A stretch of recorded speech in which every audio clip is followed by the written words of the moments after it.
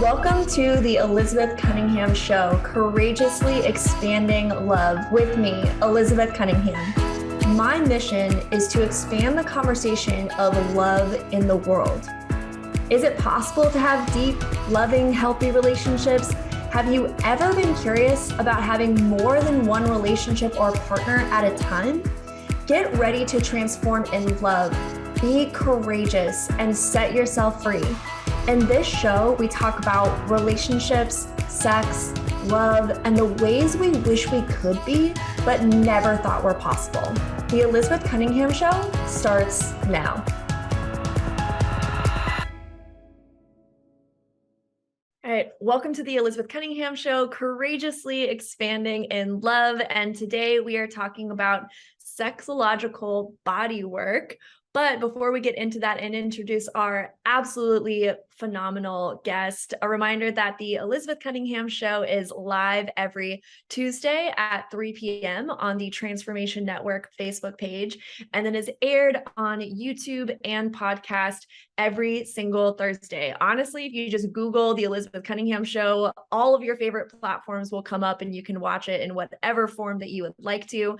All of the links for the show are in the show notes. So if you want to listen to it on other platforms, you can, or if you want to get to know myself or my guests, all of our links are in the show notes. Okay, great. So on today's episode, we will be talking to Jeremy Shub about sexological bodywork. Jeremy currently works as a sex therapist, sex educator, sexological bodyworker, sex relationship coach. They live in Berlin. They identify as polyamorous, slutty, sex worker, kinky, genderfluid, and queer. Jeremy has university degrees in education, science, creative art, and sexual health. They have facilitated many workshops on sexuality, relationships, and pleasure. Jeremy, thank you so much for being here. You're welcome. Thank you, Elizabeth. It's great to be here. Oh my gosh, I am so excited. So obviously, as we have introduced you, we can tell that you are all about sex. Yeah. Yes. I want to show my knuckles. I have love and lust on my knuckles just to tell people and remind me, this is the focus of my life. I love it. I'm so curious. We are going to talk about sexological bodywork, but I do have that question for you just right off the bat is, this is the work of your life. So what does that mean for you to have sex be the work of your life? Sex. It means when I get on a plane and I sit next to someone, they say, "What do you do?" I have to figure out, like, do I really want to tell them, or do I tell them I'm a therapist? There's a joke. But what it means is I get to hear really personal stories about people and sometimes about their suffering and their challenges with themselves or with a partner. Or it means I get to be doing coaching with people where, like, they've got something great going and it gets to be greater and greater and greater. And we do like just polishing of what they're doing. And it also means I get to run workshops currently all around Europe where people come together and connect. And as a group, we just marinate in this juiciness of great sex and sex positivity and sexuality. Oh, that's so beautiful. I just hear how rewarding that is in the way that you speak about it. Yeah. It's wonderful. Beautiful. And I know that you have such a breadth of knowledge and information. And today we're just going to be focused on the sexological bodywork part of what you do. And so for those people who don't know, what is sexological bodywork? Okay, so first I'm going to save you and I'm going to use the abbreviation that most people use, which is just sex bod. Otherwise, sex bod. We'll call it sex bod. That's going to make it easier for you. Yeah. Great. Thank you. Otherwise, sex bod. So sex bod is in some ways quite a particular thing, but in some ways many things. And each practitioner will interpret what it is in their own way and then apply that in a customized way to the person they're working with. So it doesn't have a cookie cutter like everyone's the same, you come in and magic formula happens. To me, like I come from an education background. I used to be a high school teacher. So for me, it's very much about education. Someone wants to learn something. And often that involves me with my clothes on, probably with gloves on, standing next to a massage table. There's a person on the massage table and they might have their clothes off or some clothes on. And the most frequent topics is people wanting to know about their arousal. So what turns me on, people wanting to learn about their body and their anatomy, which often involves their genitals and their anus, but it can involve like sensation all over the body. Mm-hmm. It can often involve orgasms, so people wanting to have more, have less, have faster, have different ones, different kinds of orgasm. Mm-hmm. For some people, it's about erections. Not enough, too much, again, wrong timing, that kind of thing. Mm-hmm. But it can be very much about genitals and pleasure of the genitals. And often about, like I said, anatomy. So like I have a very detailed understanding of human genitals, and it's really useful for people to learn. So it's often in a session, someone will say, wow, I'd never seen that. I've never felt that. I didn't know that was there. So that's like education kind of parts, but it can also be relational. So sometimes I work with couples, and so it's two people learning about their arousal style, the other person's arousal style, talking about sexual things they want to experience. So sometimes it kind of dips a little bit into the sex therapy or the sex education. How was that for an answer? Yeah. Yeah. Well, I mean, I definitely hear where you pull all of your background resources, knowledge into everything that you do. And that in sex bod, thank you for that, by the way. In sex bod, that there's a multitude of reasons why people come in, and that it can involve, and I kind of want to parcel this out a little bit, is that it can absolutely involve your genitals, genital pleasure, things around that, but it is body work, so like the full body.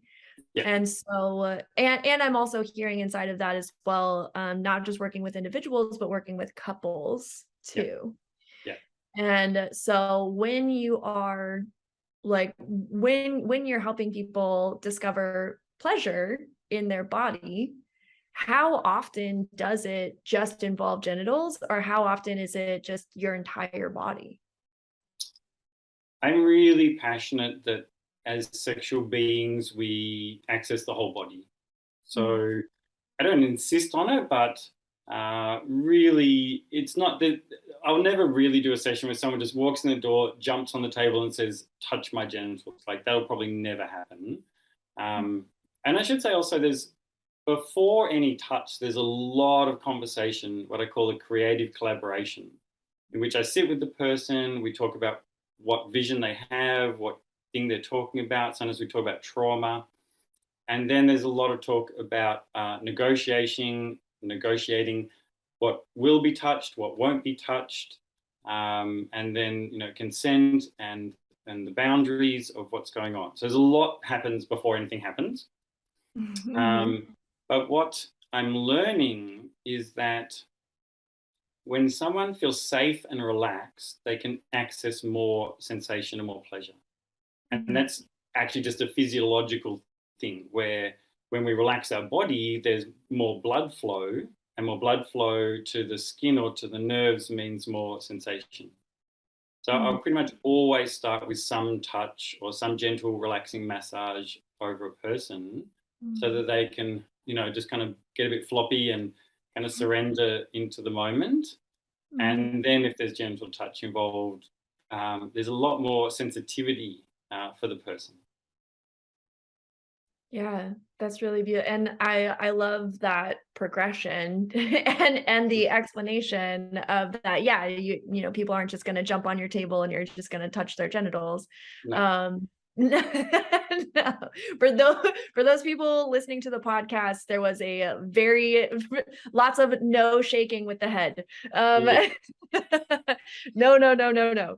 yeah, And and that it must be so. I understand that it would be so educational, not just in explaining consent conversations, but yeah, that you would have those consent conversations. It's like the actual doing of the experiencing of the consent conversation and creating that safe space.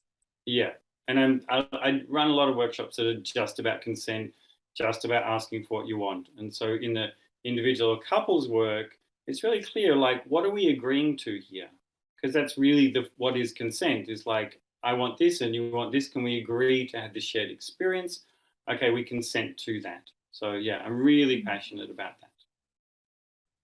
Yeah, beautiful. Well, I think that in having a in doing the work that you do, that it must be, first of all, yeah, really rewarding, but also really seeing where people get stuck, get stopped, because I see that oftentimes in the conversations of love and sex and relationships, and particularly in sex, that we have this idea of, well, we should already know, or if Mm. we don't know, it's like it's embarrassing, Yeah, right? yeah, And so really being able to, and that's, we're going to take a break here pretty quick, but that's one of the questions that I have when we come back is, okay, but like, if people are like, oh, well, I should already know, or I already do this, this area is fine, there's a lot of like brushing over. And so what do you see? And again, we'll answer this question when we get back, but what do you see as far as how people get stopped and stuck, and what prevents people from really allowing themselves to explore yeah. this area, this part of this and their bodies? Like, Yeah. what stops people from exploring their bodies and pleasure? Great question. Yeah, yeah. Yeah. All right, so we're going to take a really quick break, and then we're going to answer that question. Well, Jeremy's going to answer that question when Yes. we get And back. you, yes.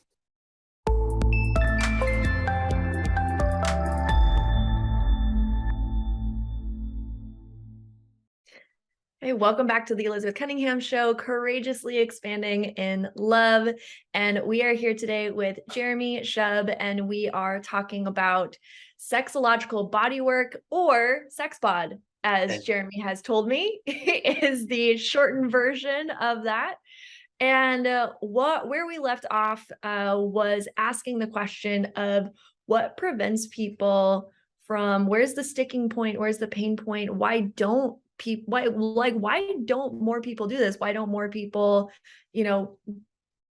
have access to, or think that they can have access to, sexological body work? Yeah, it's a really good question.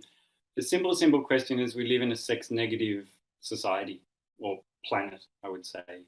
Um, and there's so many taboos that come from religions, that come from media, that come from our parents, that come from our peers, that say, don't do that, don't think that, don't touch that, don't touch your own thing, don't touch someone else's thing. And very little training in how to ask, what to ask for. So we're not in an environment that is conducive to pleasure, really. Mm. And I think that's changing a little bit, and SexBod is definitely helping with that. And also, I mean, sexological bodywork is quite a new thing. It sort of came about the time of the AIDS crisis in America, where some people said, hey, we need to do some things a bit different. And some amazing pioneers came and said, hey, let's set up this other thing where people can learn. So I can talk to you about sex education, and you could listen and you might get an idea. But these pioneers were saying, hey, I can show you with my hands how that feels on your body. And that is an amazing way to learn. And, there are some adults who think, I don't need to learn. I know how to have sex. But it'd be like me handing you a violin and saying, okay, now play this. You don't know. And I mean, you could make a kind of squeaky sound with it, but really, if we want to play our body well, and I love this metaphor, it helps to have a teacher, and it helps to have someone to practice with, or a teacher or a coach to help you practice. So, sorry, to answer the question, also there is shame. Shame is such a massive thing that prevents people from accessing pleasure with themselves or with other people. And that's an endless pile of poop, is that we are ashamed to want what we want. Gosh, yeah, that is absolutely true. I mean, it's a sad fact, but I think that I think that it's so relatable for everyone too. I mean, everyone has something that they're ashamed of. Yes. Whether it be like with their body image, whether it be with what they're, quote unquote, supposed to be doing or supposed to be knowing about their body, especially in the area of sex, whether it be with, trauma that they've had in the past, being ashamed of what's happened to them. I absolutely see that for sure. And what are some of the common themes that you run into in your practice where people are blocked or stuck, or this is the pain point that they have and when they come to you? That's hard to sum up. It's so different. I work with so many different kinds of people who are wanting very, very different things. For some people, be lying on a massage table with their clothes on and just receiving touch that might have a tiny bit of arousing in it is a massive challenge. And then other people are like, I'm all across this, but so recently I had a few people who really want to have pleasure in their anus. And I was like, I've explored so much my sexuality, and this is people, men, women, non-binary folks who are like, here's this place which I don't know about, Jeremy. Can you help me by touching me here so I can learn about this pleasure? And there can be amazing relaxation and pleasure of the anus, but there can also be a lot of emotion and a lot of shame and a lot of fear. But it's hard to find a person who's not a sex bod practitioner who's going to help with this. You could go see a sex worker and hope that they know what they're doing, or you could have a partner who doesn't know, and you could also try and kind of like figure it out or watch YouTube. But my role is amazing. Like, it's such an incredible gift to witness people and to support them, particularly with anus work, because where else are you going to have this experience? Yes, I think that really when you put it that way, it seems so obvious. Yeah. Like it seems so obvious, like, oh yeah, like where else are you going to have a place that's safe, that's consensual, and that's educational, Yeah. where you're actually using your body and like feeling things. And it makes such a big difference to experience something in your body versus reading about it or hearing about it or like listening to a podcast about it, Yeah. where actually having someone, because you don't know always what is going to come up for you, right? Yeah. I'm sure that these people that come to you and they're like, oh, I want to experience more pleasure in my anus, and I have all of these things around it.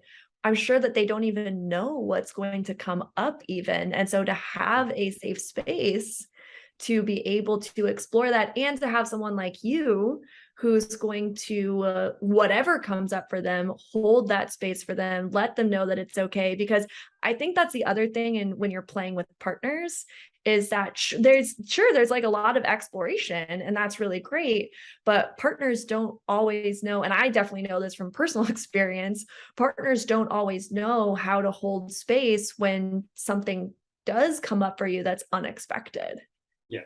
And I would say it's probably expected in my work Mm. that someone is going to have some emotional release, touch onto some pain or some trauma. It's so frequent. I expect it. And like you say, I just hold space for them and say, all of you is welcome. Your tears are welcome. Your pain is welcome. Your laughter is welcome. All of you is welcome here. And it's such a relief for people to say, you're holding me. Thank you. And the sessions are super slow. Like, that's important too. Like, when I do in-person sessions, they might be 2 hours long. They might be 3 hours long. Like, we're crawling along with people so that they can feel safe. Yeah, and it really is like, where else, that's what just keeps coming up in my brain, is like, where else can you get that? Where else can you have a space where all of you is welcome in that way? Yeah. Right. Yeah. Because even in therapy, and you're a sex therapist as well, like, even in therapy, it's got to be a little bit different, because it's not like that experiential part. Yeah. Yeah. It still comes in sex therapy, definitely. And I also do couples counseling. And so, a lot of my work is holding space for people to experience themselves and to feel emotion, and then to feel pleasure often also. Mm. And I'm curious as well, because I know that you also do a lot of work with the trans community and the queer community. And so is there, I mean, there has to be things that come up inside of those communities that are unique, or like challenges that are unique that you address in those communities. Can you talk a little bit about that? Yeah, because I do identify as queer and gender fluid, I do end up working with a lot of people who identify somewhere on gender diverse and somewhere in the queer kind of rainbow family. Complex. So trans people, if I could make a stereotype, can have a lot of issues about their body. Body dysmorphia and gender dysmorphia, these two situations in which people are saying, I just don't like this. And it's not like I don't like because I've got a little bit of fat or something. This is not my body. And so to love it and to receive pleasure from it can be a challenge. So guiding people with that, trans and gender diverse people. For queer folk, yeah, I mean, sometimes I'm coaching people, and this is more with the couples, with same-sex attracted couples, supporting them to have the intimacy that they desire with each other. And you might have seen Gwyneth Paltrow, what was it called? Sex, Love and Goop. Yeah, Recently, sex, love, and good. last Yeah, year, that show. a lot about sex bod. And there was a lesbian couple there who were like, hey, we don't know how to have sex with each other. So sometimes I'm working with queer couples, and we have to really look at arousal styles, foreplay, non-penetration kinds of sex, oral sex, hand sex, and looking at anatomy a lot, and just going, okay, what happens when your two bodies look kind of like each other? What are we going to do here? But there's also a lot of shame still. Like, queer people live lives in which they're told that what they're doing, how they're making love to someone else isn't okay, which is a thing that heterosexual people, mainly it's like, okay, yes, sex is okay. But for queer people, it's like, what you're doing with your genitals and your mouth and your pleasure and your hands with that person is not okay. So sometimes we really have to work through the what's called internalized homophobia, in which people are saying, hey, I'm not okay. And we have to process a bit, getting to like, yeah, you're valid. You have full permission to have all this pleasure in your body and that body and as many bodies you like, in whatever way you like. So yeah, it's a factor. Yeah, thank you for breaking that down. And I think that it's so beautiful. And that's why, I love having these conversations, is because it really is, since we don't talk about it, Yeah. it gets buried, and it's not out in the open. And so then we suffer alone. Yeah. And, also speaking as a queer person, we get into this space where it's like we're suffering alone, and we don't know how to not suffer alone, because because you're not okay. Yeah. Right. It's just like, wherever you turn, where it's just like, well, how you're feeling isn't okay. And so it's like, well, who do I turn to then? Yeah. And so also thank you for the work that you're doing, because it just makes, like, exactly what you just said, like, your pleasure is okay, what you want is okay, like how you want to experience pleasure is okay. And also what I heard in what you said is like broadening the definition of what sex is. Yeah, yeah, definitely. I could talk about that for days and days and days. Yeah, I know. I was about to add like I want to ask you like what is sex to you, but I'm like, Yeah, oh my God, what a huge can of worms. But just yeah. it like, can you summarize like what is sex to you as a sex bod worker? A lot more than penetration and a lot more than genitals. Maybe you could say it's arousal and a lot more than orgasm. Like, it was really important a decade or 2 decades ago that women have orgasms, and that was a really great part of feminism and sexual revolution. Now, more progressive sex educators are kind of like, well, let's not just focus on orgasm. Like, it's okay, but if it's the destination, we forget the journey. Yeah. And there's a lot of pleasure to be had with kissing, with rubbing, with flirting, with play, with role play, with kink, with like, there's so many ways that we can be turned on. So, yeah, I don't have a neat definition. I just would say it's a lot more than the kind of tiny little box that we've been fed. Oh, beautiful. I love it. I love it. Okay. So we are going to go on another break. And when we come back, we're going to talk about what's possible. Like, I just want to like bust open the doors and just be like, this is what's possible, and talk about all of the juiciness. So Yeah. that is what we're going to talk about when we come back from break. So we'll see y'all in a second.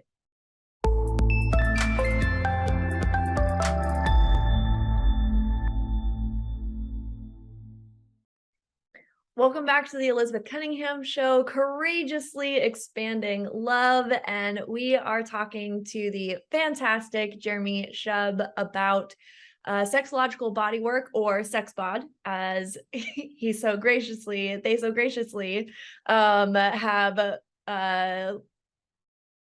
made me privy to. There we go. Words, English. Mm, Um, mm. and what we've been talking about is sexological bodywork, sex bod, and where people get stopped, what comes up for people, and sometimes the shame that comes up for people, the cultural, societal planet norms that we have that are sex negative, that stop people, and just the trauma that we hold in our bodies sometimes. So we've been talking about all the things that stop people, but now we're going to open it up, open the doors, and they're going to share with us. I'm going to ask you about what's possible. Like, what do you see? I'm sure that your clients just get amazing results. So I'm just like, what's possible when you start doing this work, when you allow yourself to explore the pleasure that you're able to feel in your body? Yeah, it's a great question. And I would say everything's possible, but that's not a great answer. Yeah. So some people, use a certain freedom, liberation. We were just talking about orgasms. So there are people who've never had orgasms who want to have orgasms, and it's possible to have, many kinds of orgasms and multiple orgasms if that's a thing that you're interested in. Um, one of my interests also is tantric yoga or sacred sexuality, and so it's also possible that we can have just this kind of very sex positive, hedonistic like pleasure. But it's also possible that it's a spiritual connection is possible. And I work with people in that way to help them get, well, how do I use our sexual energy as a vehicle? Some people use it for sex magic and for manifesting, for spell work. The tantric path is more about how do I dissolve my ego, which is a pretty large undertaking, and how do you dissolve yours, and how do we kind of merge into this blissful cosmic pleasure, sensation, sex. So they're kind of like peripheral things, but they're definitely things I work with. But I think your question might have been like, what can we feel in the body? You know, what sensations? And one of my current passions is really about the pelvis, about the pelvic floor. I'm so excited about this area because it doesn't get touched much. And I can touch people's pelvic floor from outside their body, but also from inside through a vagina or through an anus, and do release work.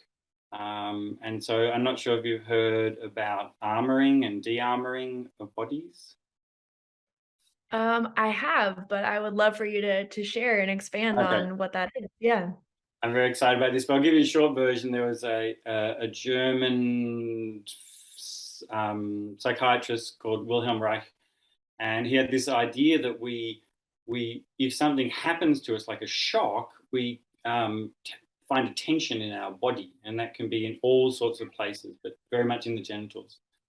And so if something happens where someone's touched you in a way you don't like, maybe when you're younger, abuse, assault or trauma, or even said something that makes that part of the body contract, then we can have like concrete, like tension and blocks inside the pelvis. And when they can be touched and released, then there can be more of this blood flow and more of the sensation of the nerves.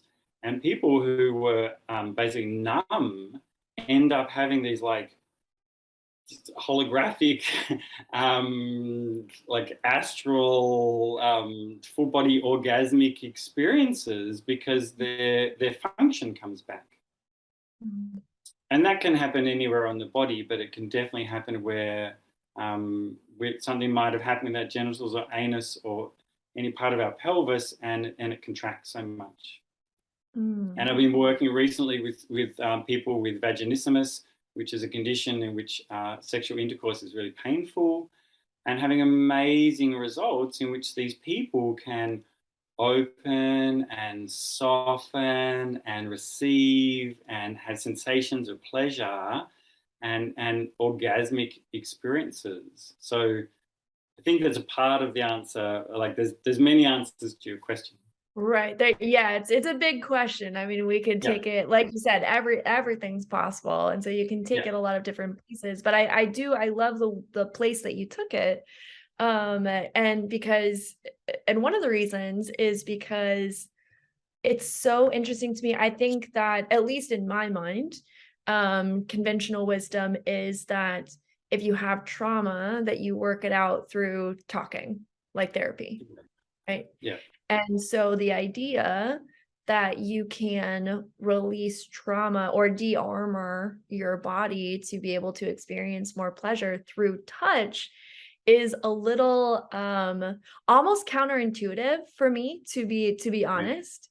Right. Because I'm just like, oh, well, if I'm armored in that part of my body, then I don't want it to be touched. So it seems counterintuitive to like have touch be healing. But at the same time, as you're explaining it, I'm like, oh, and it also makes a lot of sense.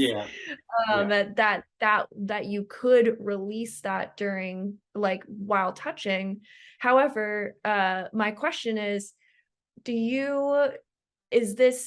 is this just a release in their body, or do you see that people are actually healing trauma? Great question.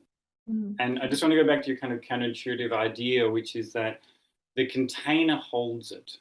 Like we were talking about holding space before. So the consent, the negotiation, the boundary part, the slow, the gentle, the whole thing means that someone can drop their guard a little bit. Mm. And hopefully they've done a little bit of talk therapy earlier, and I will do that with them or someone else. So you do a little bit of the talking part, and then you bring your body. And our bodies, like if you cut your finger, it heals because our body wants to heal. Like we're actually designed to restore ourselves. But if we're holding too much tension in something, it's hard for it to self-release itself. And so sports massage is the same thing. You know, you get a cramp in a muscle and a remedial therapist comes and massages it and helps it let go. So we know it in other parts of the world. Now I've forgotten your question. Healing trauma. Yes, right. So I ended up doing this work because I saw a sex bod person because I had a trauma in my body and in my, I was going to say heart, but in my system, in my psyche. And the work they did on my body healed both my body and allowed the trauma to be accessed and so to be witnessed. And because of that work, I was like, wow, I want to be a practitioner in this work because it's amazing. Because there are people who spent decades doing talk therapy and they get about like this far, you know, a small amount, and they come see me and something amazing is released. And they're like, wow, I needed to bring my body here because we're not cut off. I mean, our society thinks we're cut off at the neck and there's this head that sits on top of some leg moving thing. But we're actually we're one system. We are our body. We're in our body. And so embodiment is a big part of sexological bodywork. And some of the tools that we use is breath. So we bring people into their consciousness and their awareness and their sensation through breathing. Sound. So it's really important that we get to express sounds of pleasure or sounds of pain. Movement and touch, and they're big parts of sex bod. Yeah, the more that I learn and the more that I have these conversations, I love this show. I love my show. I love your show. I love my show because I get to have these conversations. I'm like, I learned so much. Yeah. I learned so much. But the more that I'm having these conversations is the more that I'm seeing how much healing through our body is so necessary. Like, not just good, like, it's not just like, oh, healing through your body is a really good idea. It's becoming more and more clear to me. It's like, no, healing through your body is actually necessary. It's like a necessary part of healing. Yeah. And regardless of, if you've had, a super traumatic past or not, that it seems to be just necessary to access healing and just heightened states of not just heightened states of arousal in your body, but just being able to have the capacity to do that. That's how it seems to me. Yeah. And that can happen. I've witnessed that over and over again in the work I do. My lived experience of it is that it's possible. Yeah, amazing work. Wow. I'm blown away. Like, part of me is sitting here being like, I should look into getting certified as a sexological bodyworker. That's like I'm like, maybe that's my next continuing education and like what I'm up to. Yeah. That's like literally what I'm sitting here thinking. Yeah. Or go see one, because the work is not forever. Like, the people who do psychoanalysis where every day they go see a psychiatrist and they do it for years. Like, I say to people, I want to be obsolete in your life. Like, I do short-term work. I will do like 5 to 6 sessions with people, and you're going to get a lot of benefit from that work. And then you might see me in like 3 months or 6 months, but it's quite amazing, like the efficiency of the work. Wow. Beautiful. Brilliant. Okay, great. This is, oh my gosh, like you said, we could talk about this forever and ever and hours and hours and days and weeks and weeks. But we are going to take another break. And then when we get back from break, we're going to wrap up. We're going to do our end of show questions. And then we're going to talk about how people can find you and what resources that you have and that you offer. So when we get back from break, we'll talk about all that.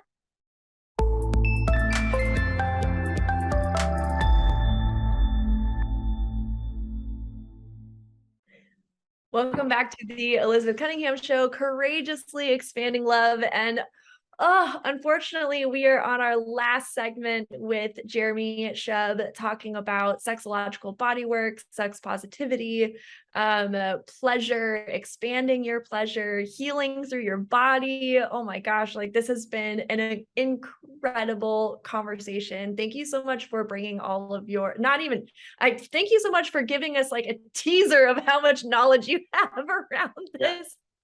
you're welcome.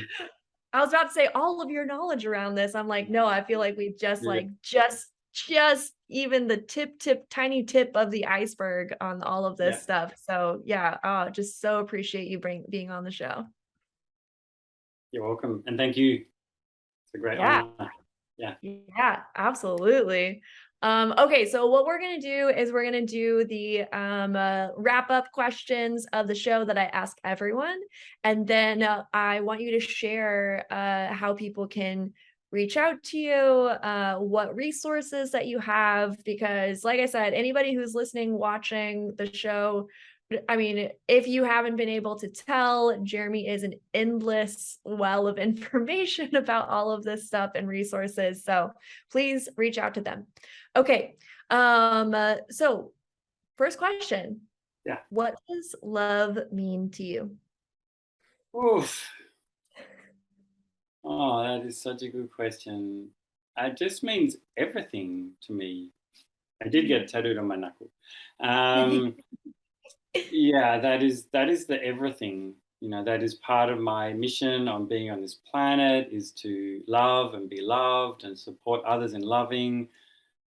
So it means my how I am with my partner. It means how I am with the person at the shop where I buy milk. It means how I relate to my children and my parents. It's how I do my work. You know, I'm loving in my work, and I think that is surprising for some people, but that's the way I work. Is I have unconditional love for the people I work with, and I think people know that. I mean, I don't need to say, "Hey, I love you," but you know that's where I am. My heart is open to people, and yeah, it's what I aspire to every day. Um, it's complex. It's it's a small word that means many things, and yeah, it's everything. Hmm, thank you. If people get nothing else, what is the one thing that you hope that they got out of this episode? You're allowed pleasure. Mm.